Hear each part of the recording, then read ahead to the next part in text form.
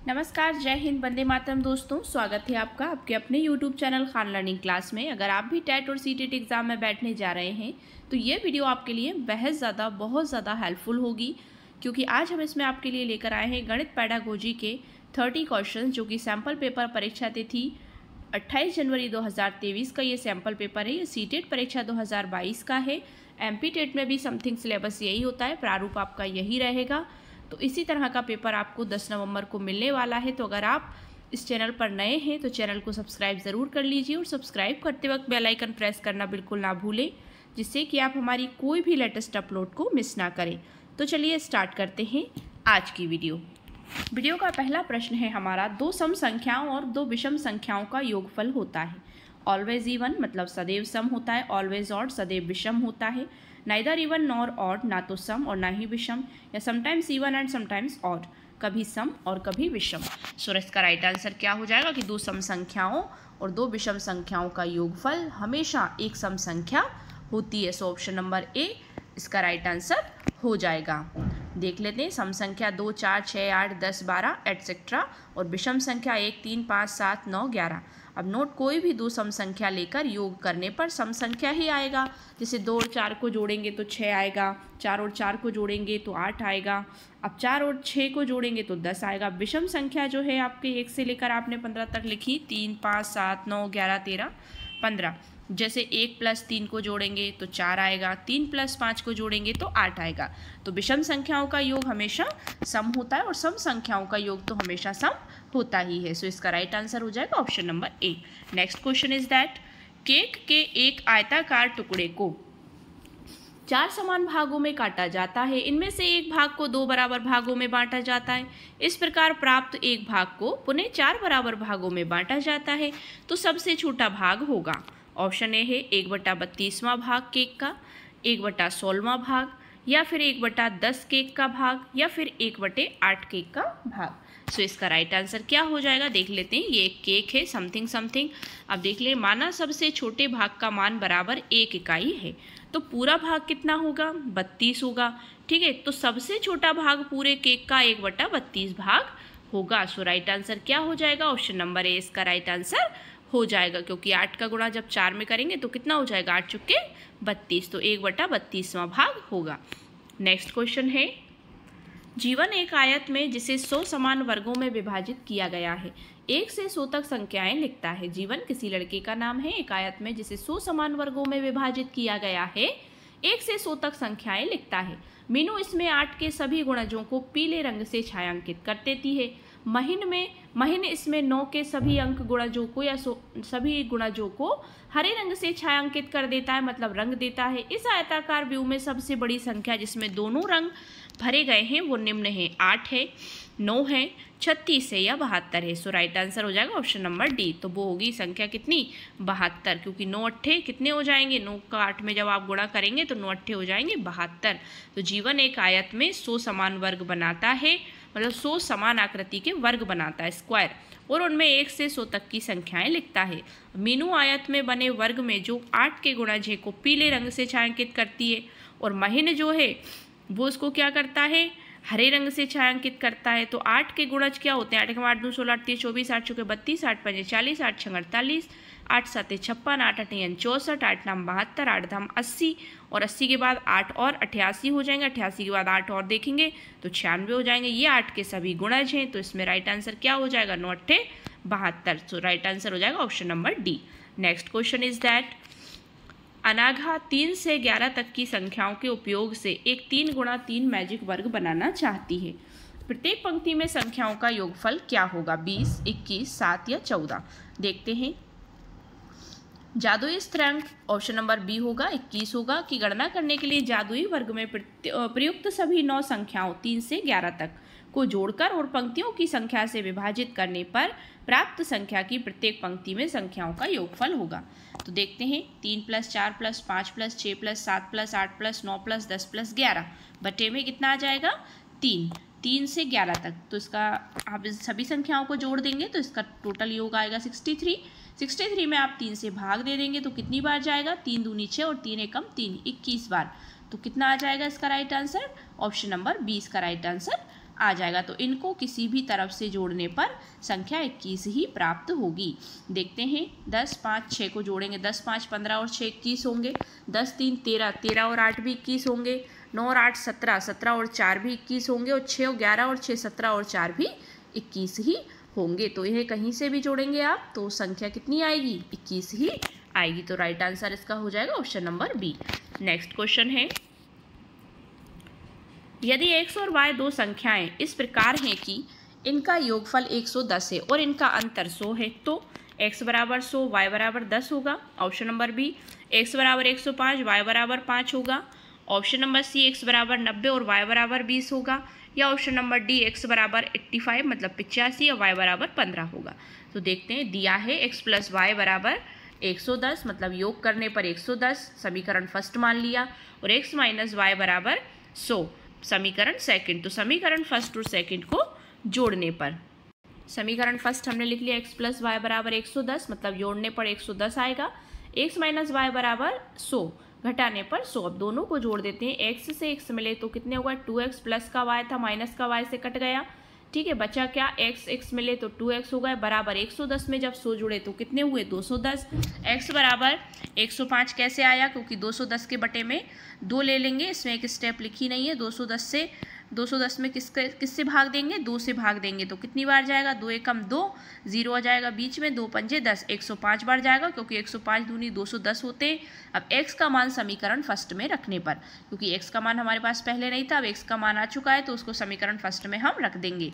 तो समीकरण फर्स्ट क्या है हमारे पास, समीकरण फर्स्ट है 105 मतलब x प्लस वाई बराबर 110। तो x की जगह हमने मान रख दिया कितना, 105 प्लस y बराबर 110 ऐसा ही रखा है।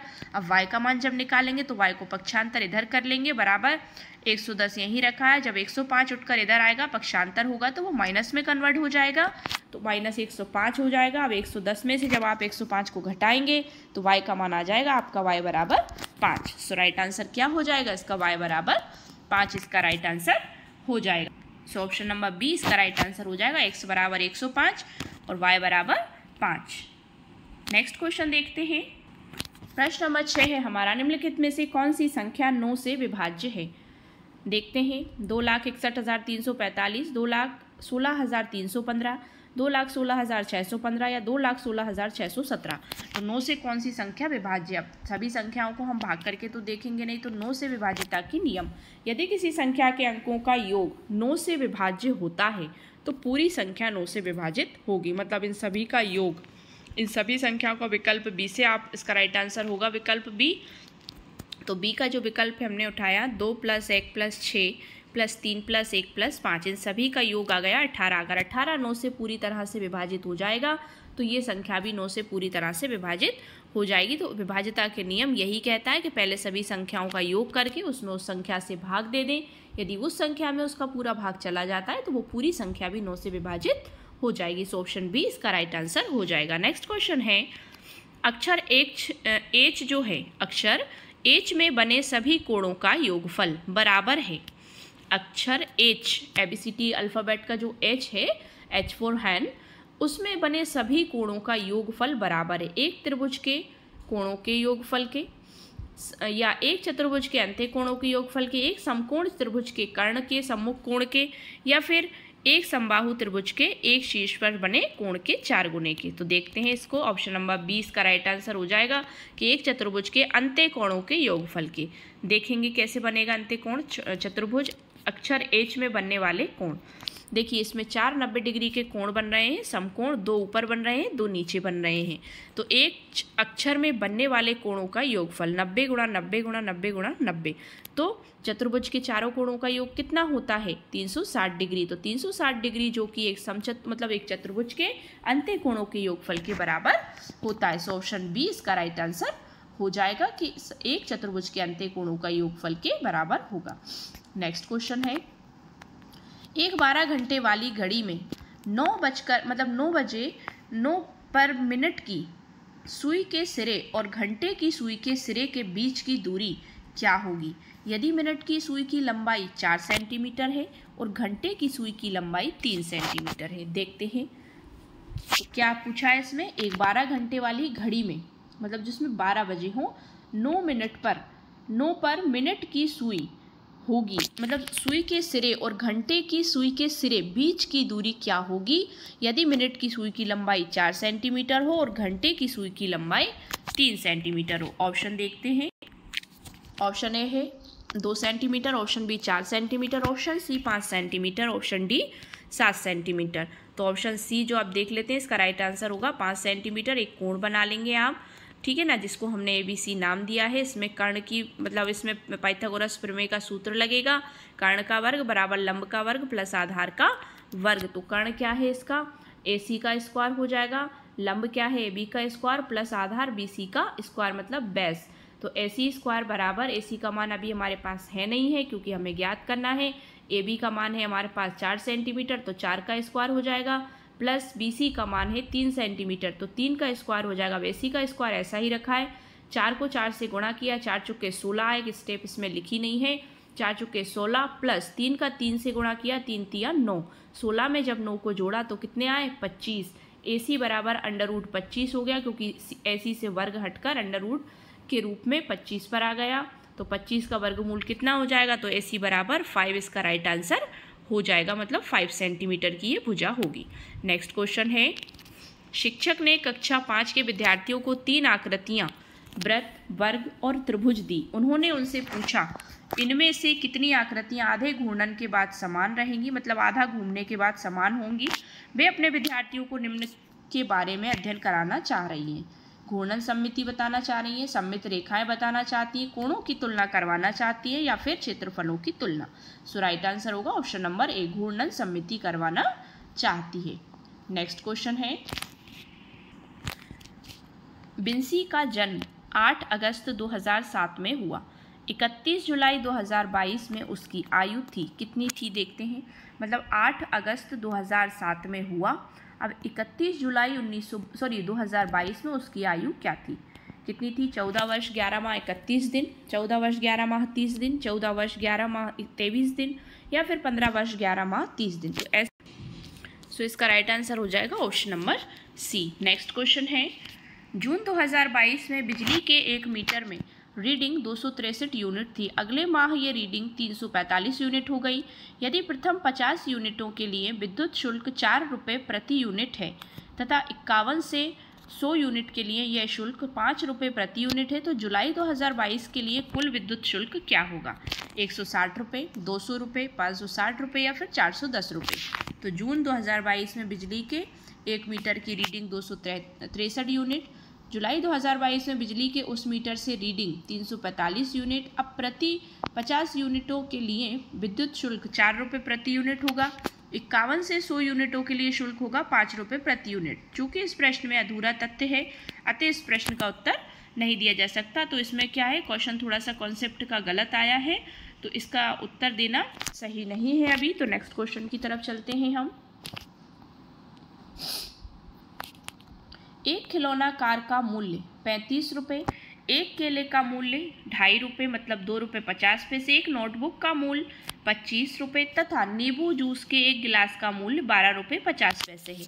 यदि अरुण के पास 50 रुपये हैं तो निम्नलिखित में से किस संयोजन के लिए उसके पास पर्याप्त धनराशि है, नोटबुक, केला और जूस के 2 गिलास, एक खिलौना, कार, 2 केले और एक नोटबुक, या फिर एक नोटबुक 2 केले और जूस का 1 गिलास, या फिर ये कहें कि 2 नोटबुक और 1 केला। तो देखते हैं, एक खिलौना कार का मूल्य है 35 रुपये, एक केले का मूल्य है 2.5 रुपये, एक नोटबुक का मूल्य है 25 रुपये और नींबू के जूस के गिलास का मूल्य है क्या, 12 रुपये 50 पैसे। तो ऑप्शन नंबर सी इसका राइट आंसर हो जाएगा कि एक नोटबुक, 2 केले और 1 जूस का गिलास इसका राइट आंसर हो जाएगा। नेक्स्ट क्वेश्चन है, अगर आप यहाँ पे देखना चाहें तो सॉल्यूशन में और भी देख सकते हैं। क्या यदि अरुण के पास 50 रुपये हैं तो प्रयुक्त दिए गए संयोजन में विकल्प सी के लिए पर्याप्त राशि है, क्योंकि एक नोटबुक कितने रुपए की, 25 रुपये की, 2 केले 5 रुपये के क्योंकि 2.5 रुपये का एक केला है, और जूस का 1 गिलास 12 रुपये 50 पैसे का, तो 42 रुपये 50 पैसे उसका टोटल मूल्य हो जाएगा। नेक्स्ट क्वेश्चन है, निम्नलिखित में से किस आकृति का अधिकतम क्षेत्रफल है, भुजाओं, 4 भुजाओं, 3 इकाई और 4 इकाई वाला आयत, मतलब भुजाओं 3 इकाई वाला वर्ग, या फिर ये कहें त्रिज्या 2 इकाई वाला वृत्त, या भुजाओं 3 इकाई और 4 इकाई कर्ण को छोड़कर वाला समकोण त्रिभुज। सो ऑप्शन सी इसका राइट आंसर हो जाएगा। अधिकतम क्षेत्रफल इस आकृति का होगा, मतलब त्रिज्या 2 इकाई वाला वृत्त। नेक्स्ट क्वेश्चन है, इसको यहाँ देख लेते हैं। अगर ए से भुजा 3 इकाई और 4 इकाई वाले वृत्त का क्षेत्रफल लंबाई गुणित चौड़ाई तो 3 गुणा 4 हो जाएगा, मतलब इसमें दिया है 3 गुणा 4, तो 3 गुणा 4 मतलब 12 इकाई। तो यहाँ पे इसका राइट आंसर क्या हो जाएगा? ऑप्शन नंबर सी इसका राइट आंसर हो जाएगा। नेक्स्ट क्वेश्चन है, एक गणित टेस्ट में कक्षा 5 के विद्यार्थियों द्वारा प्राप्त किए गए अंक नीचे दर्शाए अनुसार हैं। एक टेस्ट में, गणित टेस्ट में कक्षा 5 के विद्यार्थियों ने इतने अंक प्राप्त किए, अंक नीचे दिए गए हैं। देखते हैं आगे कितने विद्यार्थियों ने 5 या 5 से अधिक अंक प्राप्त किए, 14, 15, 16 या 17। देखते हैं एक गणित टेस्ट में कक्षा 5 के विद्यार्थियों द्वारा प्राप्त किए गए अंक। तो 5 या 5 से अधिक अंक प्राप्त करने वाले विद्यार्थियों की संख्या कितनी है? 5, 5 मतलब ये सभी विद्यार्थी हैं। कितने विद्यार्थियों ने? 17 विद्यार्थी ऐसे हैं जिन्होंने 5 या 5 से अधिक अंक प्राप्त किए हैं। सो राइट आंसर हो जाएगा option number D. Next question है, निम्नलिखित पैटर्न में अगली पंक्ति के दाएं और क्या संख्या होगी? 1 + 3 = 4, 1 + 3 + 5 = 9, 1 + 3 + 5 + 7 = 16। सो ऑप्शन है 18, 20, 25 या 36। तो अगले क्रम में क्या संख्या होगी देखते हैं। दिया गया पैटर्न निम्नवत है। 3 और 1 4 हो गए, 3 और 1 4 और 5 9 हो गए, 3 और 1 4 और 5 9 और 7 16 हो गए, 3 और 1 4 और 5 9 और 7 16 और 9 25 हो गए। तो पैटर्न दिया गया है आपका 4, 9, 16, 25। तो इसका राइट आंसर क्या हो जाएगा? ऑप्शन नंबर सी इसका राइट आंसर हो जाएगा। नेक्स्ट क्वेश्चन है, राष्ट्रीय पाठ्यचर्या रूपरेखा 2005 के अनुसार निम्नलिखित में से कौन सा बच्चे के गणितीय चिंतन को दर्शाता है? गणितीय अवधारणाओं की सटीक परिभाषा देने की योग्यता, सही सूत्रों तथ्यों को स्मरण करने की योग्यता, शीघ्र गणना करने की योग्यता, या गणितीय प्रक्रिया विधियों को समझाने की योग्यता। सो ऑप्शन नंबर डी इसका राइट आंसर हो जाएगा। नेक्स्ट क्वेश्चन इज दैट, देखते हैं क्वेश्चन, निम्नलिखित में से कौन सी युक्तियां गणित में कम उपलब्धि वाले विद्यार्थियों के लिए उपयुक्त नहीं है? विद्यार्थियों की रुचि पर केंद्रित गतिविधियों का उपयोग करना, मतलब कौन सी विधियां उपयुक्त नहीं हैं? देखते हैं। एकल कार्य सत्र में अभ्यास समस्याओं की संख्या को कम करना, केवल सबसे कठिन समस्या निर्दिष्ट करना, या फिर शिक्षक निर्देशित अभ्यास के लिए अतिरिक्त समय आवंटित करना। सो राइट आंसर हो जाएगा ऑप्शन नंबर सी। गणित में कम उपलब्धि वाले विद्यार्थियों के लिए उपयुक्त गतिविधियां एक शिक्षक द्वारा निम्नलिखित हैं। क्या होंगी? कि विद्यार्थियों की रुचि पर केंद्रित गतिविधियों का उपयोग करना, ये सभी गतिविधियां इसके अंतर्गत आती हैं। नेक्स्ट क्वेश्चन है, एक बच्चा गणित की कक्षा में कहता है कि 5 बिंदु 5 लड़कियां 5 कंचे सभी संख्या 5 को निरूपित करते हैं। मतलब 5 बिंदु 5 लड़कियां 5 कंचे, ये सभी क्या है? संख्या 5 को दर्शा रहे हैं, निरूपित कर रहे हैं। तो बच्चा संख्या के किस पहलू की ओर संकेत कर रहा है? क्रम सूचकता, नामिक मान को, गणनीयता, या स्थानीय मान। सो राइट आंसर होगा ऑप्शन नंबर सी, गणनीयता कर रहा है। नेक्स्ट क्वेश्चन है, निपुण भारत मिशन के अनुसार विद्यार्थियों के बीच मूलभूत संख्यात्मक कौशल को बढ़ाने के लिए निम्नलिखित में से कौन सी शैक्षणिक प्रक्रियाओं को सराहा जा सकता है? कक्षा के माहौल को अवधारणाओं की खोज और दृश्यीकरण की भावना पैदा करने वाली होनी चाहिए। मतलब कक्षाएं ऐसी हों जो माहौल के अवधारणाओं की खोज भी करें और दृश्यीकरण की भावना को बढ़ाएं। बच्चे को वास्तविक जीवन की समस्याओं को हल करने में सक्षम बनाने के अवसर प्रदान करें, ना कि केवल पाठ्यपुस्तक की समस्याओं को। मतलब उन्हें व्यवहारिक ज्ञान भी, वास्तविक जीवन से जुड़ा ज्ञान भी प्रदान करें। निर्देश स्थानीय भाषा में दिया जाना चाहिए, मतलब स्थानीय भाषा में ही दें निर्देश। गणित की कक्षाओं में त्रुटि के लिए कोई स्थान नहीं होना चाहिए। अब सही विकल्प का चयन हमें करना है। सो ऑप्शन नंबर केवल डी आएगा, या ऑप्शन नंबर बी में देखा जाए तो ए, बी और सी कंडीशन दोनों होंगी। ऑप्शन नंबर सी केवल ए, या ऑप्शन नंबर डी केवल ए, बी और डी। सो राइट आंसर हो जाएगा इसका ऑप्शन नंबर बी, मतलब ए, बी और सी तीनों ही आने चाहिए। नेक्स्ट क्वेश्चन है, कक्षा 5 में भिन्नों के योग की अवधारणा का परिचय कराते हुए गणित की एक शिक्षिका दलजीत एक समस्या को हल करने के लिए केवल सही मानक क्रियाविधि के उपयोग पर बल देती है। मतलब सही मानक क्रियाविधि के उपयोग पर ही बल देती है। वे सिखाई गई कलन विधि से अपने शिक्षार्थियों को कई प्रश्न अभ्यास के लिए देती है। गणित की एक शिक्षिका के रूप में दलजीत दर्शाती है। क्या दर्शाती है? ऑप्शन ए है संबंधात्मक समझ दर्शा रही है, या फिर यांत्रिक समझ मतलब इंस्ट्रूमेंटल अंडरस्टैंडिंग, या फिर ये कहें कि अपने शिक्षार्थियों की आवश्यकताओं की समझ दर्शा रही है, या विभिन्नों के योग में अपने शिक्षार्थियों द्वारा की गई त्रुटियों की समझ। सो इसका राइट आंसर क्या हो जाएगा? ऑप्शन नंबर बी इसका राइट आंसर हो जाएगा। मतलब कक्षा 5 में भिन्नों के योग की अवधारणा का परिचय कराते हुए क्या दर्शाया जा रहा है कि वो उसके शिक्षार्थियों को अभ्यास के प्रश्न देती है और इस प्रक्रिया के द्वारा शिक्षिका केवल यांत्रिक समझ पर बल दे रही है। सो ऑप्शन बी इसका राइट आंसर हो जाएगा। नेक्स्ट क्वेश्चन है, निम्नलिखित में से कौन सा गणित कला को समाहित करने का फायदा नहीं है? मतलब इनमें से कौन सा है जो गणित कला को समाहित करने का फायदा नहीं है? दृश्यीकरण में सहायता करना, गणित को वास्तविक दुनिया से जोड़ना, संस्कृति और विरासत के लिए सम्मान पैदा करना, या गणित में रटकर सीखने में सहायता करना। सो राइट आंसर होगा ऑप्शन नंबर डी, गणित में रटकर सीखने में सहायता करना।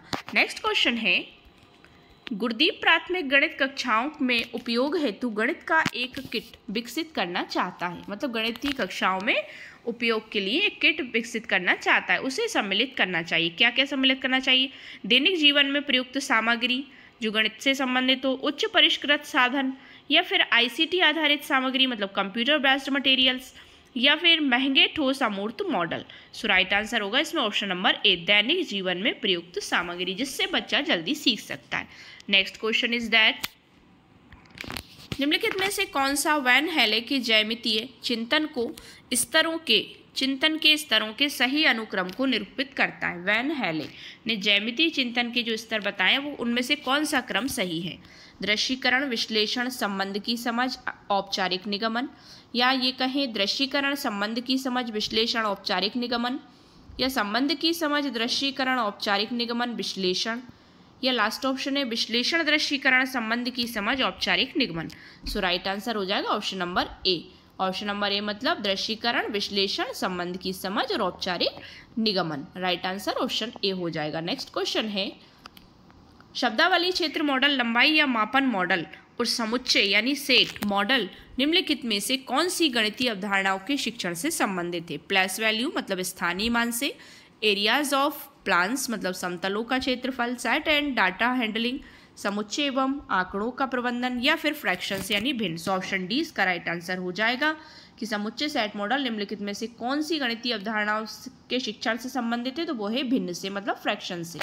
नेक्स्ट क्वेश्चन है, राष्ट्रीय पाठ्यचर्या रूपरेखा 2005 के अनुसार गणित की कक्षा में अर्थपूर्ण समस्याओं को प्रस्तुत करना एक महत्वपूर्ण व्यवहार है। निम्नलिखित में से कौन सा कथन उपरोक्त कथन से सबसे कम रूप से संबंधित है?